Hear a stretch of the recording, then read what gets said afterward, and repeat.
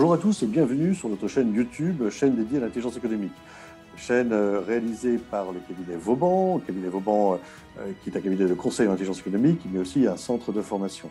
Notre objectif est de vous donner le maximum d'informations sur le monde de l'intelligence économique, sur les techniques, sur les experts qui font ce métier-là pour pouvoir vous donner des armes supplémentaires en tant que dirigeant d'entreprise, pour pouvoir vous développer ou vous protéger. Aujourd'hui, nous allons recevoir Stéphanie qui est à l'INPI et qui est coordinatrice du comité national anti-contrefaçon. La contrefaçon est un élément important de nos métiers et j'imagine très important aussi pour vous. Donc, nous allons écouter Stéphanie. Bonjour Stéphanie. Bonjour Christophe. Alors, la première question qu'on a envie de vous poser, c'est d'abord, qui êtes-vous Stéphanie ? Alors, Stéphanie Leguet, je travaille à l'INPI, Institut national de la propriété industrielle, qui est l'office qui délivre les titres de propriété industrielle, mais pas que, qui a d'autres missions, et notamment d'assurer le secrétariat général du Comité national anti-contrefaçon, qu'on appelle couramment le CNAC, qui est présidé par un parlementaire. Actuellement, c'est le sénateur Richard Yung, un des sénateurs des Français de l'étranger. Donc Pascal Faure, le directeur général de l'INPI et le secrétaire général de ce comité. Et moi, j'ai le titre de coordinatrice. Le CNAC, en fait, est un think tank qui regroupe l'ensemble des acteurs du secteur privé et du secteur public en France qui ont un rôle dans la lutte anti-contrefaçon.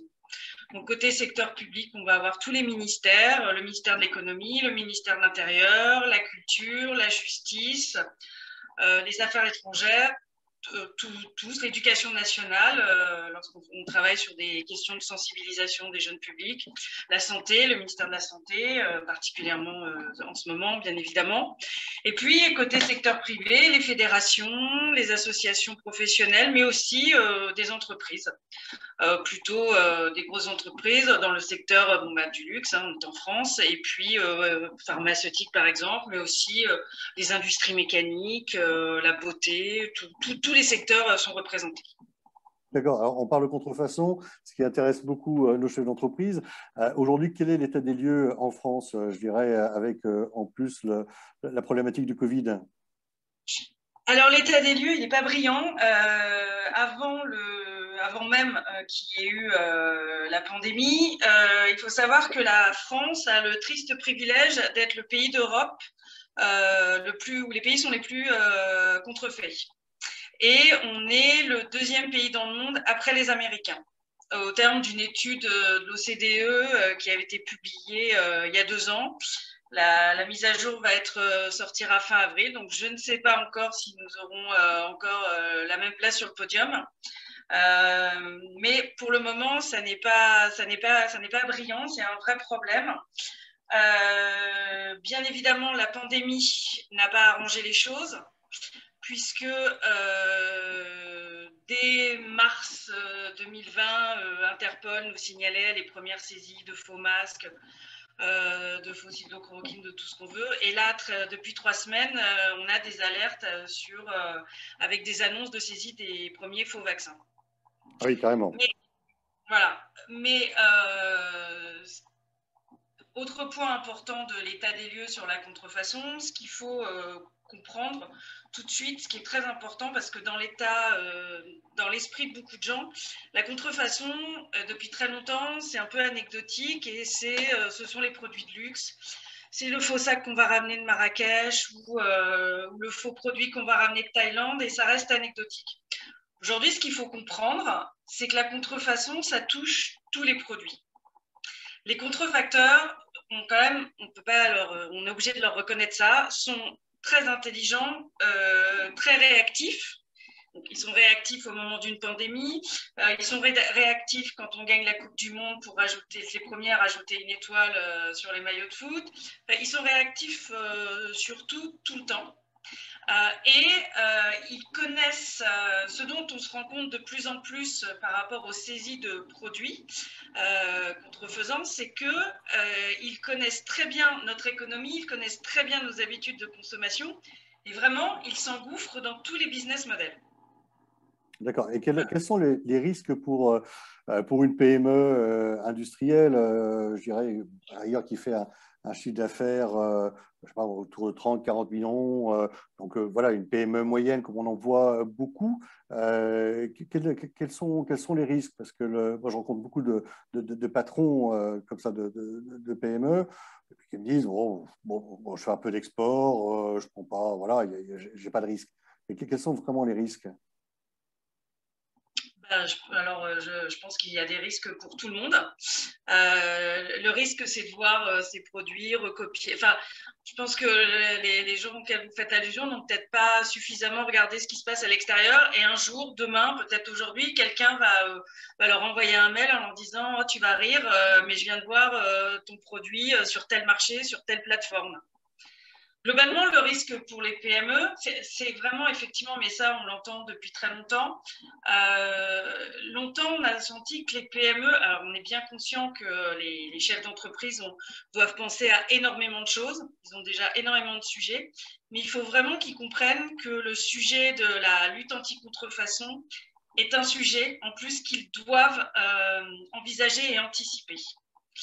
Vraiment, je connais dans tout type de secteur, tout type de produit, un chef d'entreprise qui un jour, encore une fois, voilà, a découvert de manière anecdotique que sur un autre marché, alors la Chine mais pas que, on trouvait beaucoup de contrefaçon de ces produits.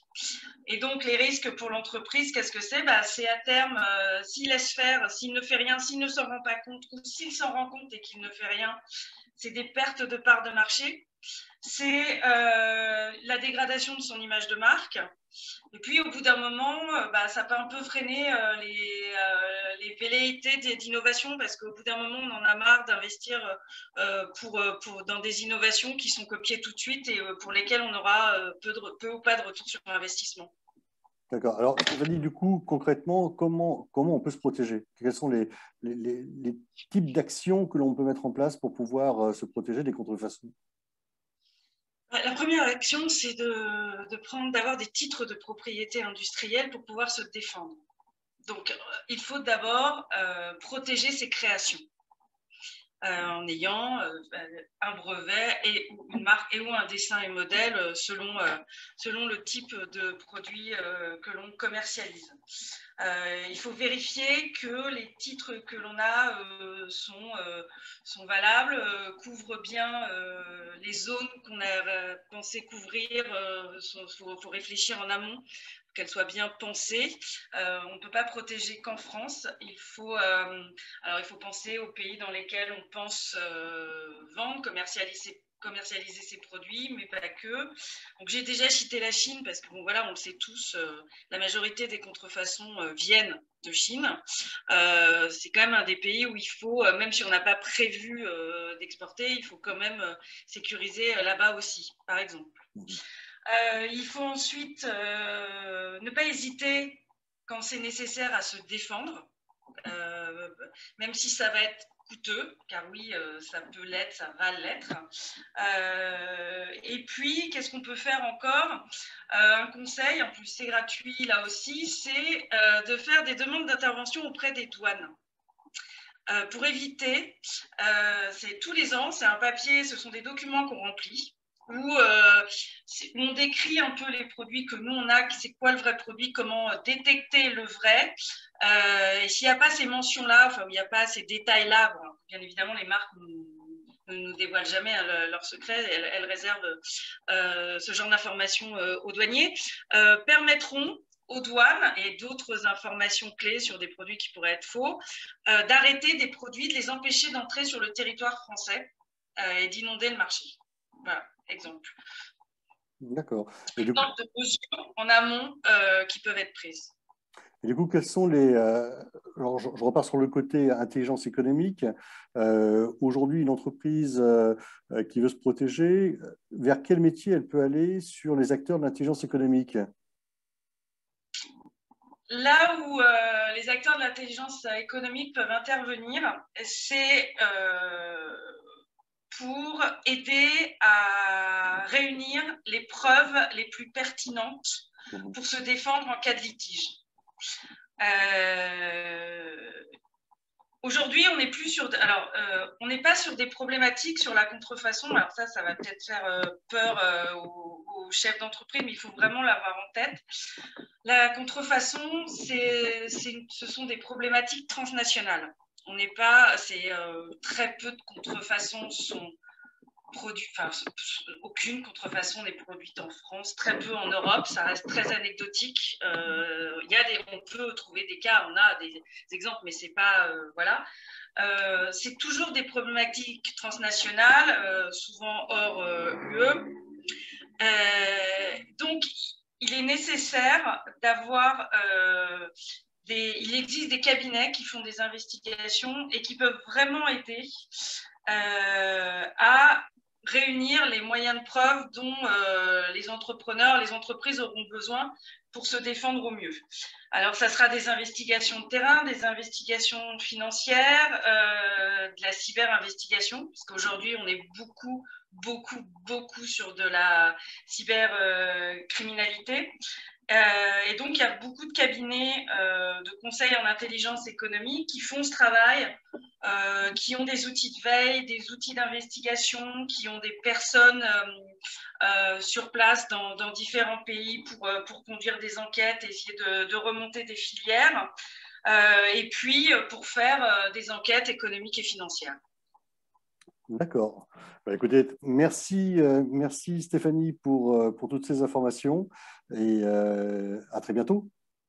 Je vous en prie, merci beaucoup. Au revoir. Au revoir. C'était donc Stéphanie qui nous a parlé de la lutte contre la contrefaçon.